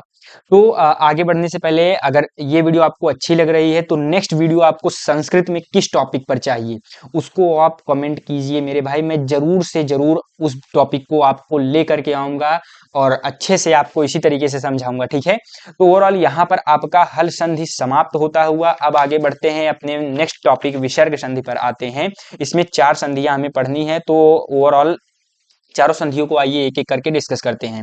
थोड़ा सा वीडियो बड़ी होगी, लेकिन ये आपकी लास्ट वीडियो होगी इस टॉपिक की। उसके बाद कोई और वीडियो देखने की जरूरत नहीं है, बस जितना मैं होमवर्क आपको दे रहा हूं या जितना टॉपिक यहाँ पे पढ़ा रहा हूं उसको पढ़ लीजिए। इसी से सवाल आएगा, इसी से छपेगा आपके बोर्ड एग्जाम में। ठीक है, अब आगे बढ़ते हैं विसर्ग संधि। हमारे पाठ्यक्रम में मुख्यतः 4 प्रकारों का वर्णन किया गया है विसर्ग संधि में, यानी जो कि मैंने 4 टाइप अभी आपको स्टार्टिंग में बताए। तो पहला क्या है, विसर्जनीय शिष्य, जैसा कि मैंने स्टार्टिंग में आपको दिखाया था सिलेबस में। ठीक, तो विसर्जनीय शिक्षा में क्या चीजें हमें करनी है, तो यहाँ पर जो भी चीजें लिखा है इसको अभी हम बाद में देखेंगे। पहले यहाँ पर अभी एक सेकंड, पहले अभी यहाँ पर उदाहरण पर आते हैं। मुनि प्लस तपति मुनिश तपति, नमः धनते नमस्ते। तो एक चीज आप नोटिस कर रहे होंगे, ये जो विसर्ग संधि है इसका क्या हो जा रहा है, सपेरा वाला स हो जा रहा है। ठीक, यहाँ पर क्या हो जा रहा है, इसको अभी हम बाद में देखेंगे, स हो जा रहा है। तो यहाँ पर आइए अब इस पर देखते हैं कि आखिर ये चीज क्या कह रहा है। ठीक, यदि विसर्ग के पश्चात क ख च छ ट ठ त थ प फ, यानी सभी देख रहे हो, सभी जो भी वर्ग होते हैं, 5 वर्ग होते हैं, अगर आपने वर्णों का उच्चारण स्थान पढ़ा होगा तो 5 वर्ग में से देखिए ये वर्ग के पहले दूसरे वर्ण हैं, ठीक। क ख है, ठीक, क ख ग घ अंगा में क ख लिया गया है, च छ ज झ ञ में च छ लिया गया है, ट ठ ड ढ अ में ट ठ लिया गया है, त थ द ध न में त थ, प फ ब म में प फ ब प फ लिया गया, ठीक। और उसके बाद स ख स में से कोई वर्ण हो तो विसर्ग के स्थान पर स हो जाता है, क्या हो जाता है, स हो जाता है। खर प्रत्याहार, जिसको हम क्या कहते हैं, ये एक तरीके से ये क्या है, खर प्रत्याहार है, लेकिन हमने इसको पूरा अच्छे से आपको समझा दिया है, ठीक है। इसी को खर प्रत्याहार कहते हैं, जो भी मैंने यहाँ पर इतना वर्ड लिखा है इसको खर प्रत्याहार कहते हैं, ठीक। अब मुनि प्लस तपति, मुनिश तपति, नमः धनते नमस्ते। अब यशः प्लस तनोति क्या हो जाएगा आपका, यशस तनोति, ठीक है। तो यहाँ पर क्या हो जाएगा, यशस तनोति, ठीक है। अब उसके बाद छात्रः प्लस चलति, छात्रः प्लस चलति क्या हो जाएगा इसका, एक सेकंड यहाँ पर मैं लिख देता हूं, छात्र चलति। अब आगे बढ़ते हैं, तो ये विसर्जनीय शशः आपका हो गया है। अब यहाँ पर उसी को मैंने थोड़ा सा और डिटेल में समझाया हुआ है, ठीक। अब विसर्जनीय शशः आपने समझा होगा, अब उसी को एक डिटेल में मैंने यहाँ पर देखिए, मैंने आपको यहाँ पर दिखाया है, जब शचुत्व संधि और शटुत्व संधियों का योग हो जाता है तो संधि निम्न 4 खंडों में बढ़ जाती है, ठीक है। कौन से 4 खंड में बढ़ जाती है, यहाँ पर मैंने 4 खंड लिखा है, यानी त थ और स के साथ स ही रहता है, ठीक। ट ठ खटकोड़ वाला के साथ यानी खटकोड़ वाला सा है के साथ क्या हो जाएगा, ख ही रहेगा। च छ और सजम वाला सा है तो यहाँ पर सा ही रहता है, ठीक है। और चौथा क्या है, क ख प फ के बाद में रहने से विसर्ग ही रहता है। तो ये चीज अगर आपको नहीं समझ में आई कोई बात नहीं, यहाँ पर ये चीज आपके लिए इंपॉर्टेंट है, ठीक। ये जो 4 हिस्से मैंने यहाँ पर दिखाए हैं, त थ स, ट ठ ख और उसके बाद च छ स, ठीक है। और क ख प फ के बाद विसर्ग ही रहता है, यानी कि अब यहाँ पर इन एग्जाम्पल्स को आप इसके माध्यम से करने का प्रयास कीजिए, यानी कि हरि प्लस खादति, ठीक है।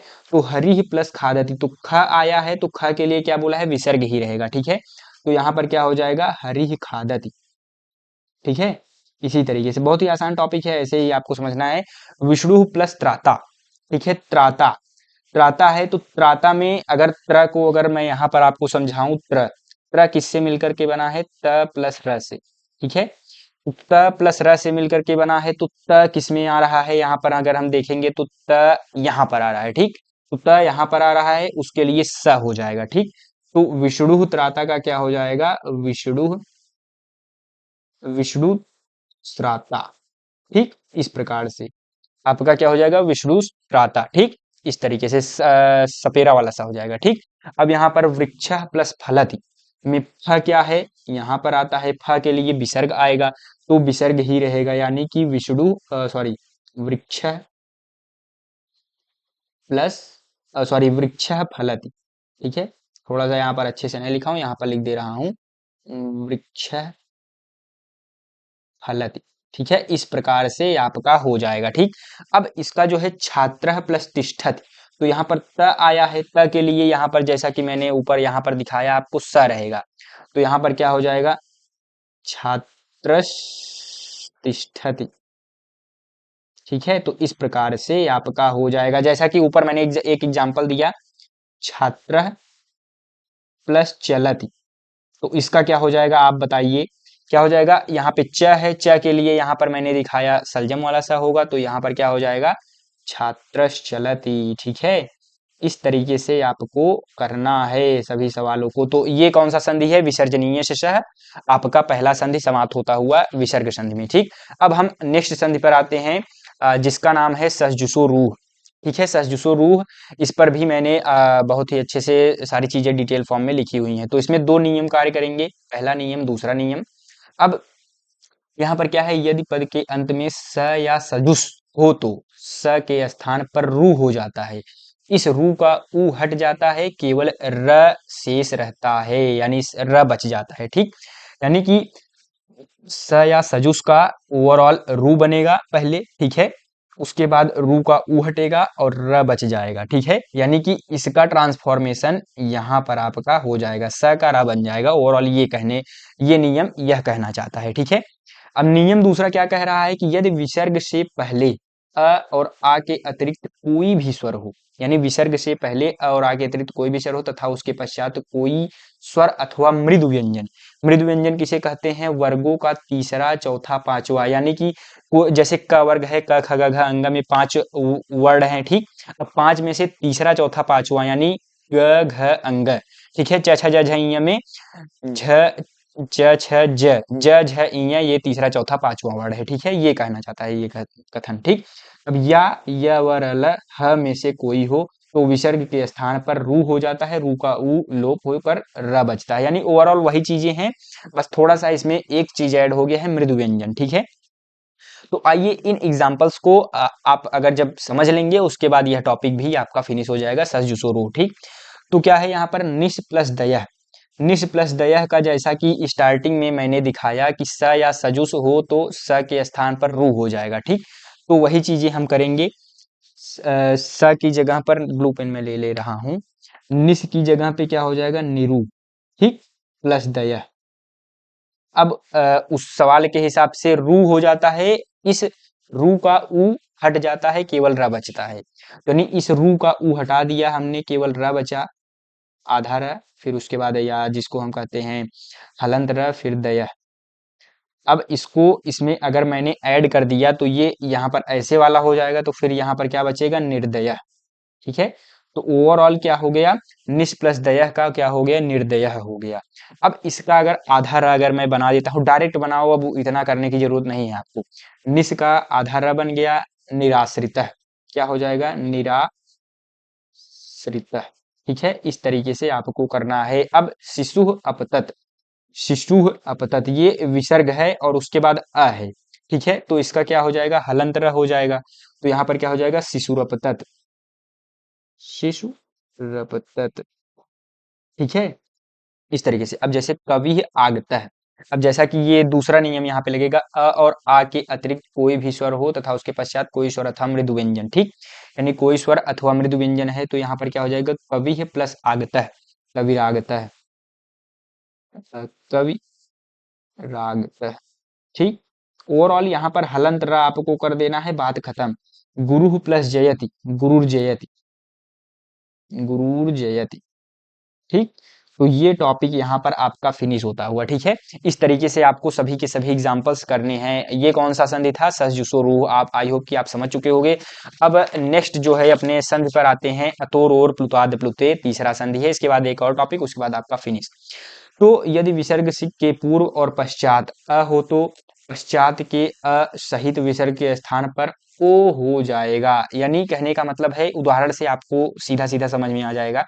बालह अवदत, यानी ये विसर्ग है, अ है। विसर्ग के बाद आपको सदैव अगर अ देखने को मिलता है, ठीक। यानी ये विसर्ग है, उसके बाद आपको अगर अ देखने को मिल रहा है तो आपका सीधा का सीधा क्या हो जाएगा? ओ हो जाएगा, ठीक। तो यहाँ पे क्या हो जाएगा? ये विसर्ग हट करके ओ बन जाएगा। तो यहाँ पे क्या हो गया? बालो अवदत। ये कौन सा है? ये जो आपका बना है इसको हम कहते हैं अवग्रह चिन्ह, ठीक है। तो यहाँ पर अवग्रह चिन्ह लग जाएगा। कह प्लस अपि, तो यहाँ पर क्या हो जाएगा? कोयपि, क्या हो जाएगा? कोयपि, ठीक। यहाँ पर क्या हो जाएगा? ये विसर्ग अ है तो यहाँ पर क्या हो जाएगा? ओ बन जाएगा इसका। तो रामो अपि, रामोयपि, ठीक। इस तरीके से चीजें होंगी। एक सेकंड मैं यहाँ पर नीचे रख ले रहा हूँ, अच्छे से लिखाई नहीं दे रहा। तो रामोयपि हो गया। अब उसके बाद यहाँ पर क्या हो जाएगा? सुकह प्लस अस्ति, तो यहाँ पे सुकोयस्ति, सुकोयस्ति, ठीक। अब उसके बाद हरे प्लस अव, तो यहाँ पे क्या हो जाएगा? हरेयव, ठीक है। तो इस तरीके से ओवरऑल आपका ये सारी चीजें बन जाएंगी, ठीक है। तो ये आपका अतोर पुताद प्लुते सूत्र में आपको क्या करना है? विसर्ग है, अ है, उसका ओ बन जाएगा, ठीक। अब आगे नेक्स्ट हस्य पर आते हैं। तो हस्य लास्ट संधि है। इसके बाद में कुछ इंपॉर्टेंट आपको, जैसा कि मैंने स्टार्टिंग में बताया, इंपॉर्टेंट मैं आपको कुछ संधियां दूंगा या विच्छेद दूंगा, जिससे वही आपके हो सकता है बोर्ड एग्जाम में एग्जैक्ट आ जाए, ठीक। तो हस्य, ठीक है। तो यहाँ पर इसको डिस्कस करते हैं। यदि विसर्ग से पूर्व अ तथा विसर्ग के पश्चात कोई मृदु व्यंजन वर्गों के तीसरे चौथे पांचवें वर्ण या मृदु व्यंजन मैंने की जैसा कि आपको शुरू में बताया, ठीक है, पेन मैं चेंज कर ले रहा हूँ। तो चौथे पांचवें वर्ण अथवा य वरलह के में से कोई वर्ण होता है तो विसर्ग के स्थान पर उ के द्वारा ओ हो जाता है। ठीक, इसमें क्या हो जाएगा, जैसे मेघ प्लस गर्जती है, या इसको हम लिख सकते हैं मेघस प्लस गर्जती। तो यहाँ पे क्या हो जाएगा, मेघ, ये जो विसर्ग है जैसा कि यहाँ पर इन्होंने कहा कि उ हो जाएगा, विसर्ग के स्थान पर उ हो जाएगा। तो यहाँ पर उ मैंने लिखा, फिर उसके बाद इसको ओ बना दिया, तो मेघो गर्जति। ठीक, अब इसको कैसे सॉल्व करना है, इसके लिए अभी हम स्टेप में जाएंगे। राम, विसर्ग के स्थान पर हमको उ लिखना है, प्लस नमति। तो ओवरऑल ये क्या बन जाएगा, रामो नमति। ठीक है, इसी तरीके से करना है, बहुत आसान है। ठीक, तो आपको समझ में भी आ जाएगा कि ये जो है हस च संधि है। ठीक है, अब आगे बढ़ते हैं। यहाँ पर क्या है, मृगस प्लस धावती। यहाँ पर क्या हो जाएगा आपका, मृग प्लस उ प्लस धावती, तो क्या हो जाएगा आपका ओवरऑल मृगो धावती। ठीक है, इस तरीके से आपको ये बाकी के दोनों एग्जाम्पल्स खुद से करने हैं। ठीक है, शिवो वंदः रामो हसति। ठीक, ये बाकी के दोनों एग्जाम्पल आप खुद से करिएगा या कमेंट में बताइए। और मेरे भाई अगर आपको ये वीडियोज अच्छी लग रही हैं तो आप जो है कमेंट कीजिए अगला टॉपिक अगला जो है वीडियो किस टॉपिक पर चाहिए, तो मैं वो भी वीडियो आपको लेकर के आके दूंगा। ठीक है, बस आपको कमेंट करने की देरी है, बाकी वो वीडियो मैं तुरंत लेकर के आऊंगा। ठीक है, कुछ महत्वपूर्ण संधि एवं उनके विच्छेद, मैंने जैसा कि आपको कहा स्टार्टिंग में, उसी हिसाब से यहाँ पर मैं कुछ महत्वपूर्ण संधि एवं उसके विच्छेद यहाँ पर रख रहा हूँ। रामम वंदे इक्वल टू क्या हो जाएगा, रामम प्लस वंदे। ठीक, रामम प्लस वंदे, ये कौन सा संधि है, अनुस्वार संधि। आप समझ सकते हैं कितनी बार पूछा गया है। ठीक, तो ये आपको पता होना चाहिए। नमस्ते का क्या हो जाएगा, नमधन्ते विसर्जनीय शिष्य हो जाएगा, कितनी बार पूछा गया है। शान प्लस तह, शांतः का क्या हो जाएगा, शान प्लस तह परस्वर संधि है, जैसा कि मैंने कहा ये इतना। अनुस्वार संधि कभी कभी मो अनुस्वार भी लिख करके आता है, तो इसको आपको पता होना चाहिए। ठीक, अब उसके बाद सियो आचर्य का क्या हो जाएगा, अर्च्य, यानी शिवश आचर्य, मतलब शिवस प्लस अर्च्य, यहाँ पे हलंत सा रहेगा। और उसके बाद हरीश चलति, हरि प्लस चलति, ये इंपॉर्टेंट है। जैसे रामस चलति भी पूछ लेता है, यहाँ पर रामम वंदे की जगह पे हरि वंदे भी पूछ लेता है। ठीक, तो ये आपको पता होना चाहिए। ये पांचों निबंध इंपॉर्टेंट है, इसको तैयार कर लीजिए। यहाँ पर जो भी एग्जाम्पल्स मैंने कराए हुए हैं, ठीक है, ये एग्जाम्पल्स ये मोस्ट इंपॉर्टेंट एग्जाम्पल हैं, इसको आप अच्छे से रेडी कर लीजिए। ठीक है मेरे भाई, और ओवरऑल इस तरीके से आपको जो है सारी चीजें पढ़नी है। इस तरीके से अगर ये टॉपिक यहाँ पर आपका फिनिश होता हुआ, और मेरे भाई अगर आप इस तरीके से पढ़ते हो तो आपके संधि में इसके बाद आपको कोई और वीडियो देखने की जरूरत नहीं है। इसको हो सके तो आप दोबारा से भी देख लीजिए, लेकिन जितना मैंने कराया है उसको अगर आपने याद कर लिया या अच्छे से रिवाइज कर लिया तो उसके बाद यहाँ से आपके 2 अंक कहीं नहीं गए हैं। ठीक है, तो शब्द रूप जो कि आपके बोर्ड एग्जाम में 16 से अधिक शब्द रूप है मेरे भाई, जिनमें से मैं यहाँ पर टॉप 5 शब्द रूप लेकर के आया हूँ, जिसको आप अगर तैयार कर लेते हैं तो आपके 2 अंक पक्के हो जाएंगे। मैं इसको 2 अंक नहीं कहूंगा, क्योंकि मेरे भाई अगर आप शब्द रूप अच्छे से तैयार कर लेते हो तो आपके लगभग 5 से 6 अंक पक्के हो जाएंगे। किस प्रकार से 5 से 6 अंक पक्के होंगे उसको मैं आगे वीडियो में बताऊंगा। तो अभी पहले वीडियो को बिना किसी देरी के स्टार्ट करते हैं, अपने जो है सीक्वेंस पर आते हैं, टाइम बिना खर्च किए हुए, क्योंकि आपके पास समय, एक ही चीज की कमी है, वो है समय की। ठीक है, तो उस पर ज्यादा समय खर्च ना करते हुए आगे बढ़ते हैं। तो आज हम किस क्रम में पढ़ेंगे मेरे भाई, तो पहला क्या होगा कि प्रश्न कैसे पूछा जाता है, ये हम देखेंगे कि बोर्ड एग्जाम में प्रश्न कैसे पूछा जाता है शब्द रूप से। फिर पाठ्यक्रम में क्या है, ठीक है, सिलेबस आपका क्या है, ठीक है। उसके बाद टॉप 5 शब्द रूप, जैसा कि मैंने आपसे कहा स्टार्टिंग में, वो चीजें मैं आपको दिखाऊंगा। उसके बाद शब्द रूप याद करने की ट्रिक भी बताऊंगा मेरे भाई। ठीक है, वीडियो के एंड तक बने रहना, क्योंकि अगर आपने इस वीडियो पर क्लिक किया है तो कुछ सीखने के लिए किया होगा। और मेरे भाई इस वीडियो में आप अंत तक आते आते इस टॉपिक को अच्छे से अपने जेब में कर लेंगे। ठीक है, तो टॉप 15 मोस्ट इंपॉर्टेंट क्वेश्चन भी मैं आपको लास्ट में दूंगा। मोस्ट इंपॉर्टेंट क्वेश्चन, ना कि यहाँ पर शब्द रूप पूरा का पूरा शब्द रूप नहीं दूंगा। टॉप 15 क्वेश्चन जो कि आपके बोर्ड एग्जाम में छपा हुआ है, ठीक है, छपा हुआ होगा, उस क्वेश्चंस को मैंने यहाँ पर रखा हुआ है। ठीक है, तो यहाँ पर प्रश्न कैसे पूछा जाता है, जैसा कि मैंने पहला जो है टॉपिक रखा है, तो इस प्रकार से आपका बोर्ड एग्जाम में प्रश्न आप पूछा गया है। ठीक, यानी मनसा किस विभक्ति एवं वचन का रूप है। ठीक है, अभी आपको नहीं आ रहा होगा, जाहिर सी बात है, लेकिन घबराइए मत, चिंता की कोई बात नहीं है। वीडियो के एंड तक आते आते आप इन दोनों सवालों को करने के लायक बन जाएंगे। ठीक है, तो अब आगे बढ़ते हैं। ये चीज आपने आई होप कि समझ गए होंगे कि आपके बोर्ड एग्जाम में इस तरीके से क्वेश्चंस आते हैं शब्द रूप पर। ठीक है, दो ही क्वेश्चन आते हैं, लेकिन मेरे भाई मैं यहाँ पर बताऊंगा कि दो क्वेश्चन 2 नंबर के बहुविकल्पी प्रश्न आते हैं। ठीक, अब मैं यहाँ पर आपको बता रहा हूँ ये शब्द रूप इतना ही इंपॉर्टेंट नहीं है कि केवल 2 नंबर का सवाल आपके बोर्ड एग्जाम में आता है, आपने उसको सही कर लिया तो हो गया, नहीं। इसमें आखिर ये टॉपिक इतना इंपॉर्टेंट क्यों है, मैं इस पर इतना जोर क्यों दे रहा हूँ, क्योंकि मेरे भाई इससे 2 अंक का प्रश्न पूछा जाता है। पहली चीज ये तो आपको पता ही है, लेकिन जो चीजें आपको नहीं पता है मैंने उसको यहाँ पर रखा हुआ है। अगर ये आता रहेगा तो कारक एवं विभक्ति चुटकियों में याद हो जाएगा। ठीक है, जो एक टॉपिक आपका कारक एवं विभक्ति वाला होता है वो भी 2 नंबर का आता है। ठीक है, तो वो टॉपिक भी आप एकदम मतलब 5 मिनट भी नहीं लगेगा उसको खत्म करने में, जब अगर आपको शब्द रूप अच्छे से याद रहेगा। ठीक, उसके बाद सबसे बड़ी बात, अनुवाद पढ़ने से पहले शब्द रूप पढ़ना जरूरी है।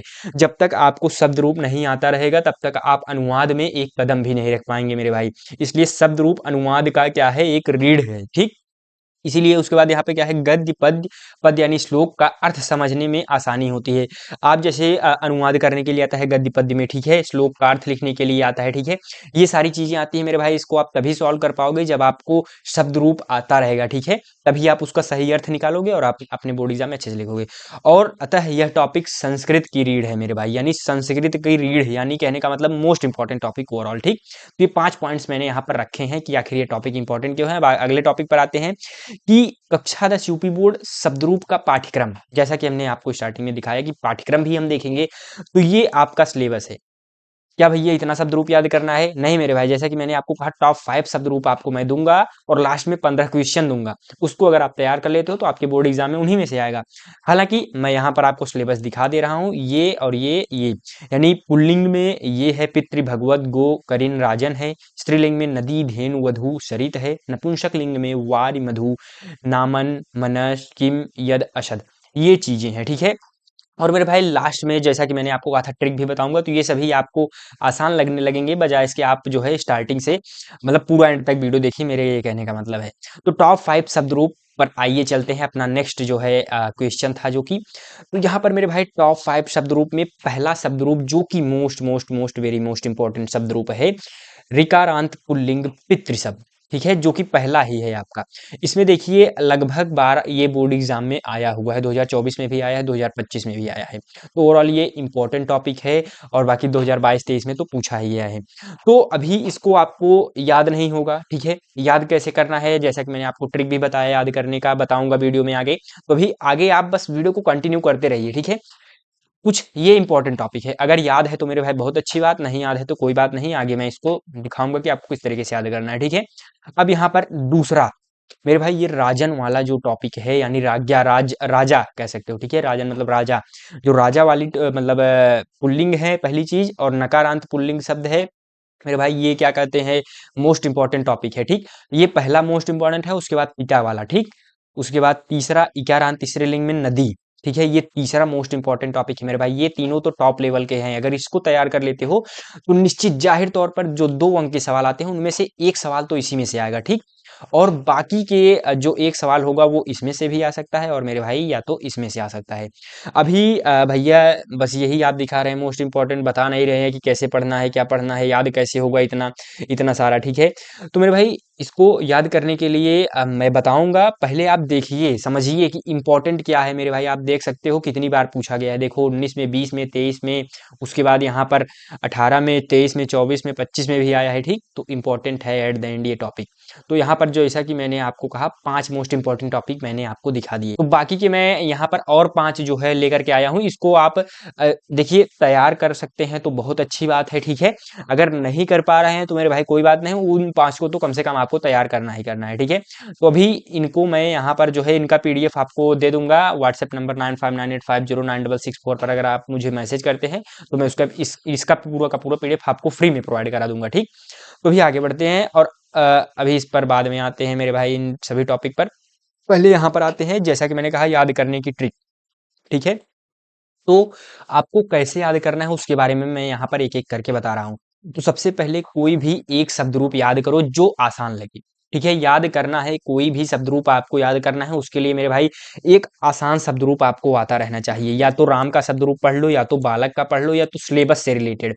सिलेबस से रिलेटेड मेरे कहने का मतलब ये है कि जैसे आप पितृ का पढ़ लो या राजन का पढ़ लो, मतलब कोई भी एक शब्द रूप आपको याद होना चाहिए, एकदम मतलब जुबान पे रटा हुआ, ठीक।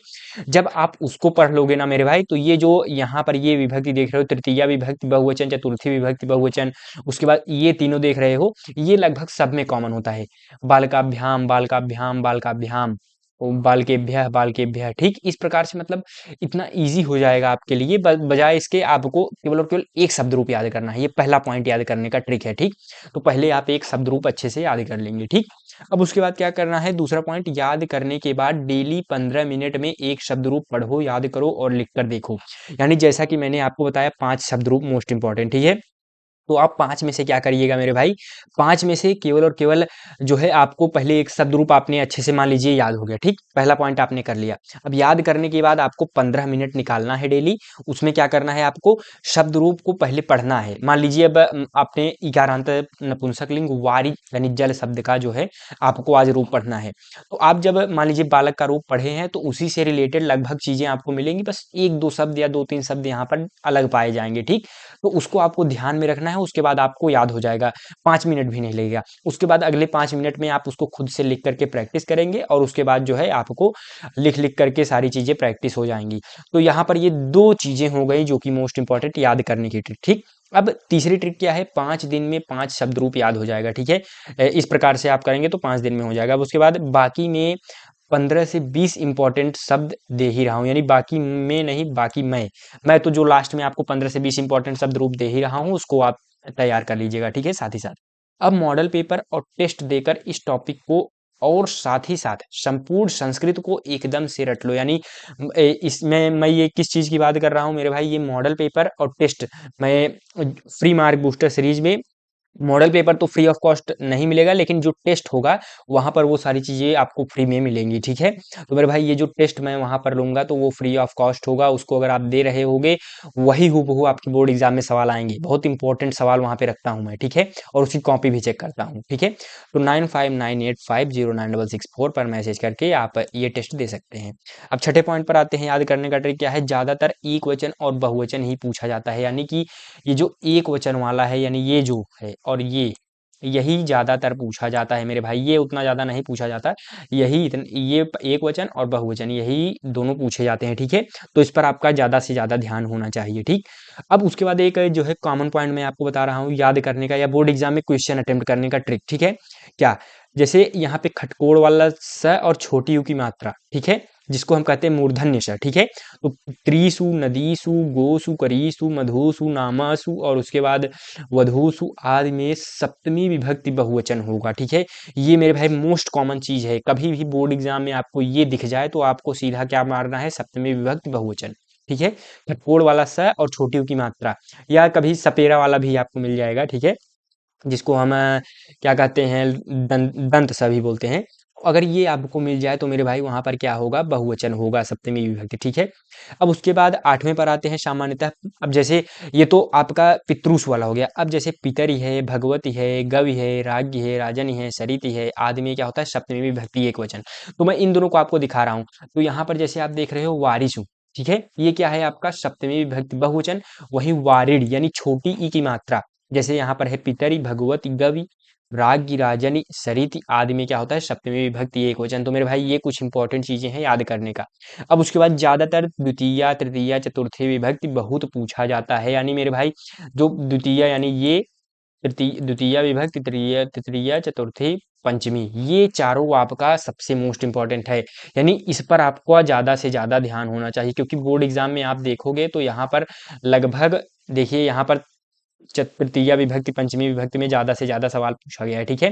तो इसी प्रकार से ओवरऑल है मेरे भाई, तो अभी उस पर, और मेरे भाई अभी तो मैं वीडियो में अभी आगे आपको मोस्ट इंपोर्टेंट क्वेश्चन दूंगा, साथ ही साथ मेरे भाई अगर आपको किसी और टॉपिक पर वीडियो, चाहे संस्कृत में, ठीक है, किसी भी टॉपिक पर, तो आप कमेंट कीजिए, मैं वो लेकर के आऊँगा। और साथ ही साथ अभी आज मैं पात्र का चरित्र चित्रण भी लेकर के आने वाला हूँ, ठीक है। तो उस टॉपिक को छोड़ करके आप जो है कोई और टॉपिक कमेंट कर सकते हैं, क्योंकि आज मैं उस टॉपिक को अच्छे से खत्म करा ही दूंगा, ठीक है।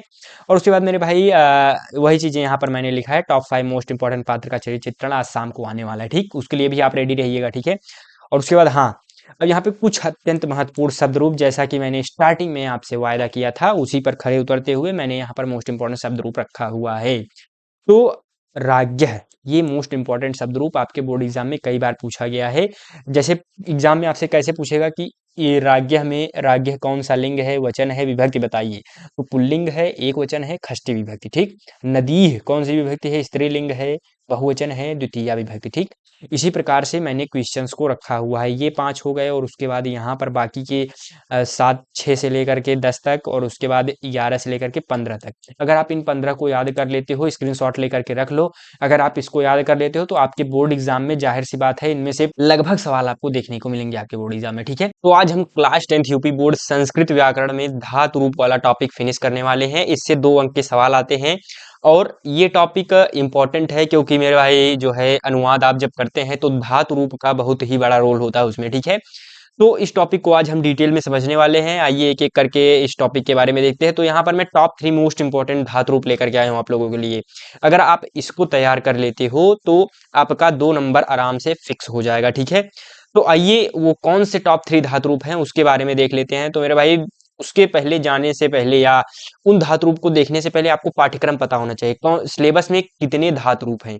तो मेरे भाई धातु रूप लट लकार, लिट लकार, लोट लकार, लंग लकार, विधिंग लकार, यानी 5 प्रकार के लकार हैं आपके सिलेबस में, ठीक। उसमें परस्मय पद में भू, पा, वश, था, नस, आप, इस, यानी परस्मय पद में इतने प्रकार के जो है धातु रूप आपको पढ़ने हैं। उसके बाद एक आत्म, देखो धातु रूप 3 टाइप के हैं। पहला एक परस्मय पदी, दूसरा आत्मनेपदी, तीसरा उभयपदी, ठीक है। तो परस्मय पदी में आपके सिलेबस में इतने प्रकार के धातु रूप हैं। आत्मनेपदी में ये है, और उभयपदी में ये है। तो अगर आप मेरे भाई इन तीनों धातु रूप को तैयार कर लेते हो, तीनों में, यानी अगर यहाँ पे जोड़ा जाए तो 3 3 6 1 7 2 9 4 13, 13 धातु रूप हैं आपके सिलेबस में। 13 में से मैं आपको 3 याद करने को कह रहा हूँ। अगर आप केवल उसको याद कर लेते हो तो आपके 2 नंबर पक्के हो जाएंगे।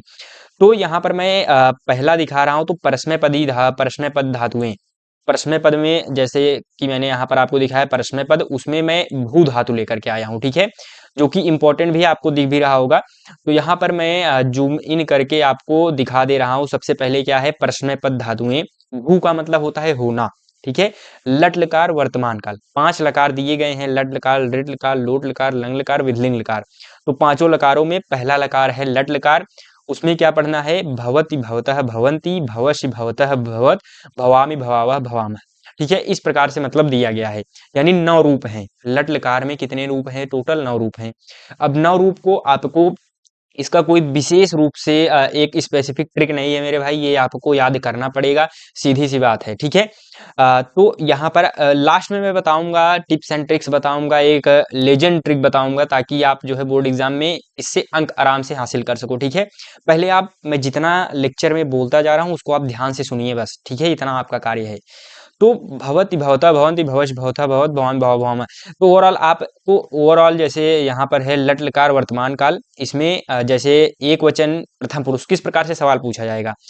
जैसे आप बताइए कि लट लकार भू धातु का लट लकार प्रथम पुरुष एक वचन में क्या होगा। तो प्रथम पुरुष एक वचन में भवति होगा, ठीक है। या अगर पूछ दिया कि भवतः का बताइए कौन सा लकार है, कौन सा वचन है और कौन सा पुरुष, तो आप भवतः के लिए क्या करेंगे, लट लकार है, द्विवचन है और मध्यम पुरुष है, ठीक है। यही चीजें आपको बतानी होती हैं। तो उसके लिए आपको एकदम अच्छे से पता होना चाहिए, रटा तो होना ही चाहिए, साथ ही साथ ये भी पता होना चाहिए कि भवतः कौन सा वचन है, कौन सा पुरुष है और कौन सा लकार है, ठीक है। ये सारी चीजें मेरे भाई, समय लगता है, थोड़ा सा टाइम लगता है, बाकी आपको ये पहला, अगर आपने, अब मान लीजिए प्रश्न पदी आपने रेडी कर लिया, ठीक है। उसके बाद देखिए, जैसे देखिए अब इस प्रकार से अभवत सवाल पूछा गया है 2019 में, 2020 में। अभवाम 2017 में पूछा गया है। भविष्यामः 2023 और 24 का सवाल है मेरे भाई, भी हाल ही में आया है। तो क्या पूछा था, भविष्यामः का लकार बताइए, कौन सा पुरुष है और कौन सा वचन है। ठीक, तो लकार आपका लृट लकार है यानी भविष्य काल है, कौन सा पुरुष है उत्तम पुरुष है, और कौन सा वचन है बहुवचन है। ठीक, तो ओवरऑल आपको इसी तरीके से बताना है। तो यहाँ पर इसको आपको पूरा का पूरा याद करना पड़ेगा। ठीक है, अब अगर आपने प्रश्न पद याद कर लिया तो आपको जो है अगला वीडियो किस टॉपिक पर चाहिए ये भी कमेंट कर दीजिए, मैं वो भी लेकर के आऊंगा। पूरा का पूरा ग्रामर करा ही रहा हूँ, साथ ही साथ पूरा संस्कृत करा रहा हूँ एक तरीके से। 10 जनवरी तक आपका अप्रॉक्स फिनिश हो जाएगा, लेकिन फिर भी अगला टॉपिक अगला वीडियो किस टॉपिक पर चाहिए वो आप कमेंट कर सकते हैं। ठीक है, तो मैं उस पर बनाने का प्रयास करूंगा, क्योंकि कई सारे स्टूडेंट ने कहा कि धातु रूप लेकर के आइए, अभी वाच्य परिवर्तन भी लाना है, प्रत्यय लाना है, तो बहुत सारे वीडियोज आएंगे और 10 जनवरी तक फिनिश हो जाएगा मेरे भाई, घबराइए मत आप। आत्मनेपद धातुएं में वृद्ध यानी बढ़ना, ये जो धातु है लट लकार लृट लकार, देखो अब आत्मनेपद एक हमने दिया प्रश्न पद में भू धातु, अब आत्मनेपद में मैं आपको कह रहा हूँ वृद्ध यानी पढ़ना के बारे में। आप देखिए तो इसका रूप क्या होगा, उसमें जैसे भवति भवता भवंति था, वैसे इसमें क्या है वर्धते वर्धिते वर्धन्ते। उसमें क्या था भवश भवतः भवत, इसमें क्या है वर्धसे वर्धेथे वर्धध्वे, फिर वर्धे वर्धावहे वर्धामहे। इस प्रकार से ओवरऑल पूछा गया है सवाल कई बार, तो ये इंपॉर्टेंट है, आपको याद होना चाहिए। ठीक, आत्मनेपद। अब उसके बाद एक आखिरी आता है उभय पद, भी इसी प्रकार से होता है, थोड़ा सा चेंजेस होते हैं, नयति नयता नयंती नयश नयथा नयत नयाम न्यावा न्यामा। जैसे यहाँ पर क्या है उभयपदी धातु है। ठीक, उभयपदी का मतलब जो प्रश्न पद आत्मनेपद दोनों प्रकार हो सकते हैं। जैसे नी का यानी नय मतलब ले जाना, यानी ये क्या बन सकता है प्रश्न पद भी बन सकता है और क्या बन सकता है आत्मनेपद भी। अब जैसे यहाँ पर क्या है प्रश्न पद में क्या है नयति नयतः नयंती नयश नयथा नयत न्याम न्याव न्यामा। अब आत्मनेपदी में वही क्या क्या हो जाएगा नयते नयते नयंते नयशे नयेथे नयध्वे नये नयावहे नयामहे, इस प्रकार से, जो कि ये वाला है आपका। ठीक है, इस प्रकार से हो जाएगा आपका। तो ओवरऑल यहाँ पर जो कि जैसा कि मैंने कहा 3 धातुएं। अब काम की बात पे आते हैं, 2 नंबर आपको चाहिए मेरे भाई। तो ओवरऑल आपको ये 3 धातुएं तो कम से कम याद होनी चाहिए। अगर आप नहीं याद कर पा रहे हो, एक आसान सा तरीका और मैं बता रहा हूँ, क्योंकि आपके पास समय उतना नहीं है, तो उस हिसाब से मेरे भाई आप केवल और केवल एक धातु पढ़िए प्रश्नपदी का, यानी कि ये वाला आप कम से कम 2-3 प्रकार पढ़ लीजिए। यानी कि जैसे यहाँ पर मैं जूम इन करके आपको दिखा रहा हूँ, जैसे कि यहाँ पर जैसे परस्मैपदी में भू पा वस या भू पा और स्था, ये 3 आप पढ़ लीजिए। 3 आप पढ़ लीजिए केवल परस्मैपदी, क्योंकि बोर्ड एग्जाम में जैसे एक सवाल इसमें से पूछा जाएगा परस्मैपदी से, बाकी के एक सवाल जो 2 नंबर में होता है बहुविकल्पी प्रश्न, एक सवाल परस्मैपदी से आएगा और बाकी आत्मनेपदी और उभयपदी में से कोई एक सवाल आपका और आएगा। तो आत्मनेपदी उभयपदी आप छोड़ दीजिए, केवल और केवल परस्मैपदी पढ़ के चले जाइए, आपका 1 नंबर पक्का हो जाएगा और आप चुपके से आराम से निकल जाए। दूसरे टॉपिक पर समय अपना जो है दीजिए, क्योंकि इसको आप पढ़ोगे लगभग 12-13 रूप हैं। ठीक है, 12-13 रूप पढ़ने में आपको लगभग बहुत ज़्यादा समय लग जाएगा, पहली चीज़, और दूसरी चीज़ केवल 2 ही अंक मिलने हैं। तो मेरा कहने का ये मतलब है, अगर लेजेंड ट्रिक लगा रहे हो तो केवल और केवल प्रश्नपदी में 2 से 3 धातुएं आप प्रैक्टिस कर लो, बात खत्म। ठीक है, और बाकी नॉलेज के लिए तो ऐसे भाई पूरा पढ़ लो, बहुत अच्छी चीज़ है भाई, मैं उसके लिए मना नहीं कर रहा हूँ, लेकिन समय के हिसाब से आपको ट्रिक बता रहा हूँ। ठीक है, तो यहाँ पर इसको आप अच्छे से रेडी कर लो, और मैं इसका स्क्रीनशॉट भी आपको 1 सेकंड जूम आउट करके स्क्रीनशॉट भी आप ले लीजिए इसका।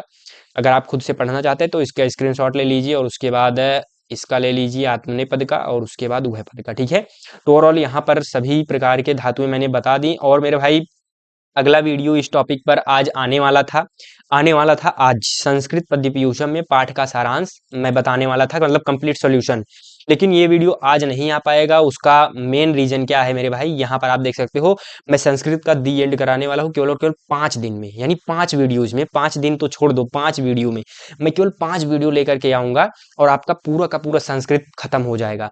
तो इस पर मैं अभी इसकी पीपीटी बना रहा हूँ, इस कारण से अभी उस वीडियो को नहीं ला पाया, कल उसको भी ला करके आपको मतलब पूरा सोल्यूशन बता दूंगा, लेकिन अभी मैं इस पर वर्क कर रहा हूँ, इस कारण से अभी नहीं आया। तो बहुत तगड़ा कुछ आने वाला है मेरे भाई, आपका पूरा का पूरा संस्कृत केवल और केवल 5 वीडियो में फिनिश होगा, एकदम महामैराथन चलेगा। तो आप इसके लिए रेडी रहिए और कमेंट में रेडी लिख करके जाइए। ठीक है, तो यहाँ पर मेरे भाई आपके 5 टॉपिक संधि शब्द रूप धातु रूप समास और उसके बाद प्रत्याहार एवं उच्चारण स्थान फिनिश होता हुआ, यानी 10 अंक अब आपके झोली में हो चुके हैं। लेकिन यहाँ पर आपको एक कार्य और करना है, इसको जो है, जो भी क्वेश्चंस मैंने कराए हैं उसको दोबारा से रिवाइज कीजिए और क्वेश्चन प्रैक्टिस कीजिए, ठीक है। और ज्यादा से ज्यादा जो है सैंपल पेपर भी लगाइए, ठीक है मेरे भाई। और अभी आप जाइए मत, स्क्रीन पर आपको एक प्लेलिस्ट दिखाई दे रहा होगा जहां पर मैं संपूर्ण संस्कृत डिस्कस किया हूं मैं, ठीक है। या अभी कुछ वीडियोज आ भी रही हैं, तो इस पर क्लिक कीजिए और पूरा का पूरा संस्कृत आप अपनी जेब में कर लीजिए। 10 अंक नहीं, 95 अंक लेकर के आना है बोर्ड एग्जाम में, तो उस पर क्लिक कीजिए। और हाँ, मैं आपसे भी मिलूंगा, तब तक के लिए चलते हैं मेरे मित्रों, धन्यवाद, राधा स्वामी।